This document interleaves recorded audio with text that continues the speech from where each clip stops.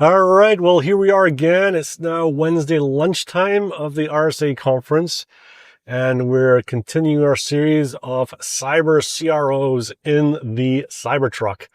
And our guest right now is Omri Weinberg, who is the CRO and co-founder at DoControl. Omri, welcome to the Cybertruck. Thanks for having me. Excited. Actually, it's the first time I'm in a Cybertruck, so I'm really excited. You and me both. But trust me, I know what I'm doing. Yeah. Just keep the hands on the wheel. Yeah, exactly. It's not a wheel though. It's what is that? I don't know what you call that. It's not a wheel. It's an oval or a rectangle, I guess. Yeah. I feel like I'm a Formula One driver with a thing like this, right? I feel like a celeb. I see all those people are pointing at us. So yeah. I'm sure it's not at me. It's on the car, right? I just convinced myself it's all pointing at me personally. Because there's Andrew. Yeah. Finally, we get to see him. Yeah. So take me back, Omri. When was the first RSA conference that you attended? When was it? Tell me the story. Actually, it was, it wasn't that long ago because I haven't participated in many of those, but I think like a few years back, I would say like 3-4 years ago, okay, was the first one that, I actually participated. Because it's always seems to me like such a big event, and it's like find needle in haystack, and as a sales guy, you're always trying to bring business out of it, ROI.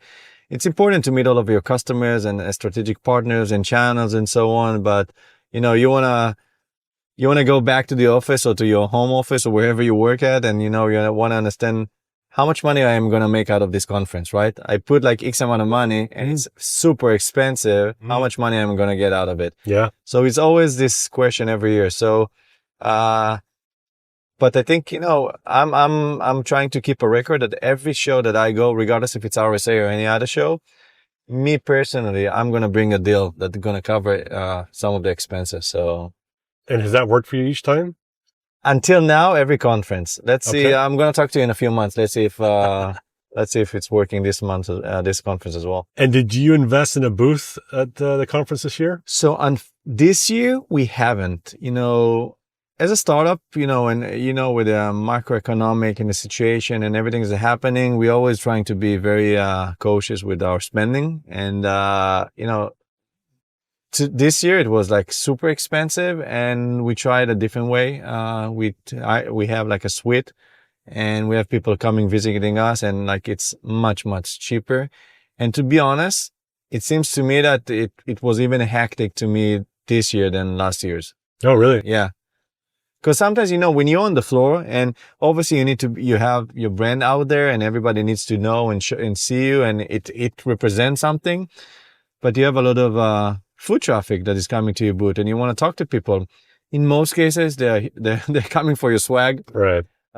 And the meeting that we had this time, were very dedicated, meetings that we know exactly who is coming. We set everything in before. And so we'll see. I'll talk to you in a few months, as I mentioned. Well, hopefully get at least one deal out of it. That'd be great. You don't need a lot. No. I hope we'll get a few, but you just need one to cover all the expenses and to have like a positive ROI, but we'll get a few, I'm sure.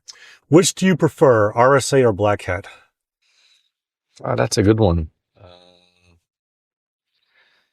Personally, I like Black Hat because it's in Vegas, and not a lot of people like Vegas, but I like the blackjack table, so it's a good thing. Okay. And we don't have it here. Yeah. But I think RSA for me, because you have more the executive teams are showing up, and you have like higher level discussions, and it's not like the coders or the programmers or the actual practitioners. And it's not a bad thing, but when you want to move a deal and you want to try a POV, or and you want to move things forward, usually you talk to the higher level, and they get the green light. They give the green light, and then you're off to the races. Remember a few years ago, 8 years ago or so, was the first time I saw that actual CISOs and their teams would hire out a suite. Yeah. And then invite vendors to come and meet them rather than going from suite to suite from vendors. Yeah. Yeah. And I thought, well, if they're investing in that, they must see value in it for one, but they're committed to making this work, right? So actually, it's a funny story. Once you drop me off, I invited someone to visit me, and he said, no, come to my hotel. I said, you know what? You're the CISO. You make you call the shots. I'll come. I'll come by. Oh, it's funny how things change around sometimes. So Omri, when you look at the plan for this year and how you want your sales team to succeed, do you want them to have more deals in the pipeline at a lower price point? Or do you rather that they have fewer deals, but have them be a lot bigger deal values? Man, that's a tough question because that's something that I'm struggling every day with. Just today, when I woke up, there was a deal coming back to us. He said, "Hey, we are struggling. We have this. Maybe we can lower the price." And price is important, right? But we are not on. It's not like we're a non-profit. We want to show our investors, our company, our employees that we can bring big deals and like enterprise deals. But on the one hand, you don't want to lose those logos, right? You don't want to use those even smaller amount deals because you put 1, 2, 3 together, it aggregates and it becomes one big deal. So I don't have a definitive answer to that, but we try to keep our ICP very tight, like 1,000 employees and above, $100,000 deals and above. But if something comes below that, I'm not going to say no in most cases, and it's relevant. We put some bullet points within the PO about, okay, if you're going to pay less, let's find a way how you can give us more. Okay. And it can be in all kind of creative ways. Yeah. So there's other elements to the deal, not just the actual price. Right? Exactly. And it's all about also we're building a relationship. We're not in a transactional business. It's not like they come, they pay. It's a self-serve. We have a high touch product. It's a security product. They need to get educated about what we do, how we can help them. And it's not like a rollout plan for 2 years, but we need like those first 30, 60 days, to get the most out of the DoControl platform to make it as fully as automated as possible and to take it to the limit, basically. So if I was a CISO, let's say, and for some reason I made it to your meeting suite because I thought it'd be cool to go there and look at the art gallery and things like that. Yeah. And I sat down and said, okay, Omri, I like the name of your company. What do you guys do? How would you answer that question? That's a good question because today those CISOs, I'm sometimes I feel sorry for them because they need to see all of those vendors, including DoControl, and try to understand what is different between vendor A to B, and with all those of different acronyms that all of the analysts are making up, which is good, and we understand that, but it's a real problem. But I would try to simplify it as like companies, in order to do their businesses today, to drive the business, they're using SaaS applications. That's the reality, right? And there's a lot of data being stored in those SaaS applications. And there are a lot of users internally or externally that they have access to those, data points. So I ask a simple question. Do you know who has access to your data? Do you know where your data is? Is it publicly available, externally available? And usually they say, we know, we don't think, we have tools. It's always like, it's not like a yes or no, very, hard-coded answer, yes or no. And then we tell them, this is what we do. We show you, we give you full visibility to your data in SaaS application, the major SaaS application that every company uses, from Workspace to Salesforce to SharePoint. We show you full visibility to your data exposure, who has access to it, and we are able to revoke that with a click of a button for everything that happened prior to DoControl, and we can automate that process moving forward to the future. And the most important thing is, without hurting the business enablement. Everybody can continue work as they've done a second before DoControl onboarded. And what's a common starting use case that people say, okay, let's start with, I don't know, these apps or that one area? What's common? I'll give you a few, like a finance team working with SharePoint, sharing a bunch of very, very sensitive files publicly or externally to the wrong set of hands. People that are about to leave the company from the sales department are downloading a bunch of stuff from your Salesforce ecosystem and sharing it through their personal email from Excel in your workspace environment. I would never do that as a salesperson. I know. No one. Something I've never seen anyone do that ever. I have no idea. It's an anomaly. No one has seen that. Only one company surely has ever done that. Yeah. So we laugh about it, but we see that every day. Yeah, I'm sure you do. Every day, and it doesn't really matter. It doesn't really matter about the company size. It can be 100, it can be 100 people, but like 1,000, 5,000, 30,000. It's like the numbers are insane. And, I'm happy that, we bring value to our customers and we show those alerts and remediation capabilities on a day-to-day basis. When you think about, the environment that we're selling in right now, What is one widely held belief that you just see out there that people talk about all the time that you think is complete bullshit? That their CASB and DLP are working. Okay. I'm sorry. Tell me more. I'm sorry. I'm being very harsh about it, but it's a fact, and I cannot reveal the entire story. But we know some facts that those companies are telling one story on it, and the other hand, it's not actually working. Especially in SaaS environments, especially when it comes to protecting your data in SaaS environments. So you can have all the marketing fluff in your websites, and that's okay.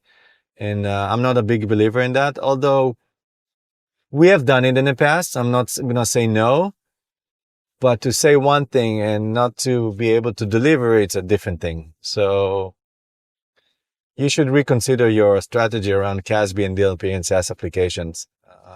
That's my strongest recommendation. Well, the dirty secret about DLP for many years has been really as DLM, data loss monitoring, because people don't feel confident or not able to go in protection mode. It's true, and this is why when we started DoControl and we built DoControl, we build it and believe it or not, we build a product without any kind of visibility. We build the remediation engine to start with, and on top of that, we had the visibility. So when we started to engage with customers from the early stages of the company, they were missing the visibility that they're always used to have in other products. But basically what we had were workflows with remediation capabilities and alerting. And then we started to add the visibility part. So the remediation is key. But the another thing is that the DLP part is, I haven't met a security practitioner that, was in love with his DLP or said that's the best tool that I ever used. There were always complaints about DLPs, about the false positive, about the lack of, what can you do with all the tons of information that you're getting? You're scanning your environment. You say you have like tons of PIIs here and there, but what are you actually going to do with that? So we took a different approach. We took a different approach. We have the DLP engine within DoControl. We have the remediation within DoControl. We have the visibility, and we can do that in near real time, like on the fly. And we can attach it to specific users, departments. We can grab data from your HRS systems, from your IDP vendors. I'm sorry, and we can bring a lot of contextual text to the users. So in their actions before even enforcing a DLP play. So you leave that as a last resort, and 80 or 90% of the time you can solve those problems without having a DLP. Really? Yes. Yes. And I bet people are glad to be able to do that. Yeah. Let's change up the conversation a little bit. Sure. We're going to play fizzle or sizzle. So the things I'm going to say, are they going to sizzle? They're hot and they're going to take off? Or are they going to fizzle away into nothing because they're just not that relevant or important? Let's see. You ready to play? So sizzle is really good. It's hot and it's going to continue to be hot. Okay. Fizzle is, it's going to fade away. Next. All right. First one. Fizzle or sizzle? The Cybertruck. Wow. I think it's going to sizzle. You have a big audience that will buy those trucks. What do you like about it, being in it for 20 minutes, 15 minutes so far? Actually, it didn't feel like a Cybertruck, something different than a different Tesla that I've driven or was driven before. But I'm sure for the folks that are working in farms, maybe you need to ask them, because it's a Cybertruck for, Right. It's funny, because visually outside it's completely different. It's huge. When I'm sitting here, I just feel like it's just normal driving almost. Not quite. Do you know why they call it Cybertruck? No, I don't know. Maybe because of the looks. Interesting. I don't know. All right, fizzle or sizzle. The Palo Alto play that they're going to be the cybersecurity platform for the industry. Who am I to say about Palo Alto, one of the biggest companies in the world when it comes to cybersecurity? I'm sure they're doing some good stuff. I see a lot of other younger companies that are doing some kind of magic in this. And when I say magic, you know who I'm referring to. So let's see what happens in the next 5 to 10 years from now. Well, okay. Since you brought it up, let me ask you a couple of questions. So, in 5 years' time, which company is going to be worth more? Palo Alto or CrowdStrike? I don't know if I need to be very honest here. CrowdStrike investing in our company three times, wow. and CrowdStrike also one of our clients. So basically, I'm a big fan of the Eagle. So yeah, a huge vote for CrowdStrike. Then they're doing everything right. Absolutely amazing company. I know the team there and like the executive team's like amazing. Before the business part, like the human beings are like super down to earth, amazing. So you brought up the magic. So which company is going to be worth more in 5 years' time? Palo Alto or Wiz? In 5 years from now? Yeah.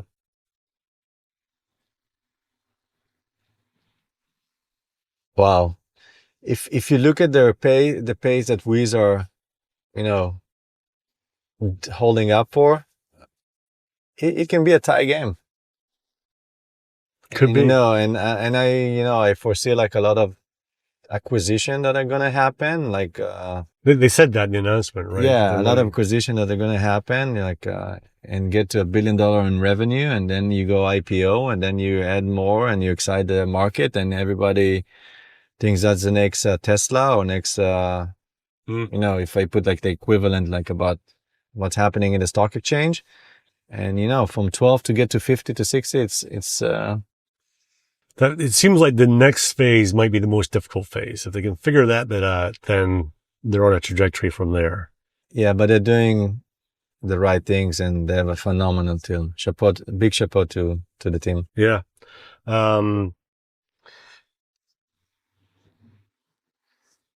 So which is a bigger waste of money? Yeah. The Cybertruck or a booth at Black Hat? I don't want to get enemies with RSA, so Cybertruck. You'd rather have enemies with Elon than you would with the conferences? No, Elon's a good friend. I can text him. He will forgive me. Well, let's ask a less offensive question then. Which is a bigger waste of time? Driving around San Francisco in the middle of a rush hour day, which it always seems to be around here, or reading all the sales advice on LinkedIn? No, absolutely. The sales advice on LinkedIn, that's taking a break from the day to day and driving with you and talking about general stuff, about life, about like companies, evaluations, cybersecurity. It's an amazing break. And obviously the first one. There's this guy that writes on LinkedIn though called Andrew Monaghan. He's actually pretty good. Do you ever follow him? Maybe. I follow him, but it's hard for me to agree with everything he says. So everything he says, I do the opposite. Very wise. And it's working amazing. That's why you're so successful. And it's working amazingly. You should say the next board meeting, our strategy is to do the exact opposite of anything that Andrew says. Yeah. Very good. And then the final question that is perhaps the most important one, Omri, is, do you believe that Taylor Swift and Travis Kelce will make it through the off season? Well, to be honest, I have very little knowledge about this, but it seems to me that they will make it. She seems like it's like a solid relationship. You're a believer in love. You're an optimist. Why not? Why be a pessimist, right? Yeah. There's nothing good about being cynical about these things. Speaking about like being optimist, so you can cut it, but I'm gonna talk about it. Obviously I'm from Israel. I've been I've been living in the States for the last 10 years, and unfortunately what we see is happening here in the US and worldwide, and the situation in Israel. So I gotta be optimistic. I gotta think that things will be, everybody will overcome that, and we'll be able to shake hands with each other and make sure that all of our hostages will come back safe to Israel. And while we're here doing like business in RSA, there are people that are fighting, and this has to stop, and people need to wake up and do different things, unfortunately, and it's got to start somewhere with each and everybody. Yeah, and we're fortunate we get to have some fun in a Cybertruck, and Yes. there's people that are doing other things much more important than us right now. That's 100%. Yeah. So everything that we do, we lose a deal, we win a deal. Take things into proportion. Yeah. That's the most important thing. Well said, that. Well, I enjoyed our drive. Thanks so much for joining me. Wish you every success for the rest of the conference and also for the rest of the year, Omri. Thank you so much. I appreciate it. And it was a very fun experience. Thanks for having me.